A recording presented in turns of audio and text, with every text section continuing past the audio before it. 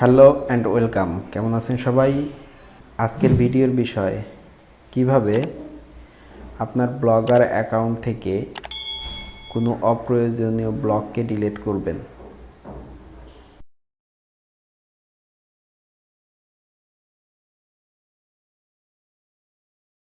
আমার একটি blog site রয়েছে, এখানে আমি একটি অপ্রয়োজনীয় ব্লগ তৈরি করেছিলাম, যেটাকে আমি ক্রিকেট নাম দিয়েছিলাম।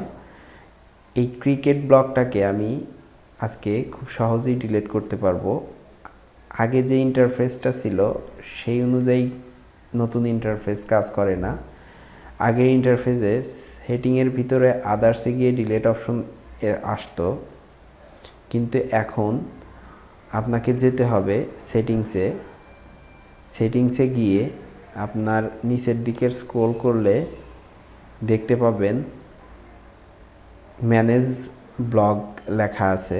এই ম্যানেজ ব্লগে একটা অপশন আছে রিমুভ ইওর ব্লগ।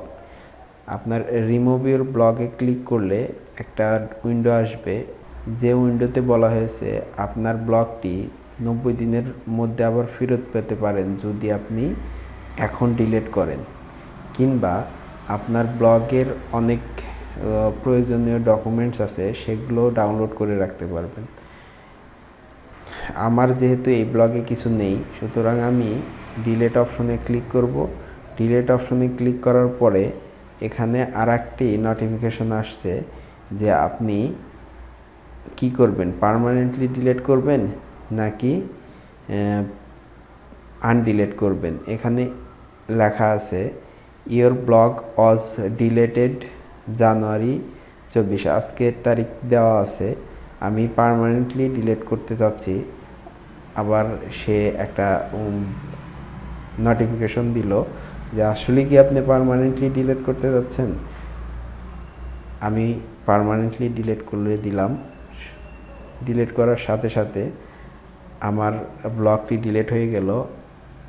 এখন আমার ব্লগ সাইডে দেখতে পাচ্ছেন একটি ব্লগ রয়েছে।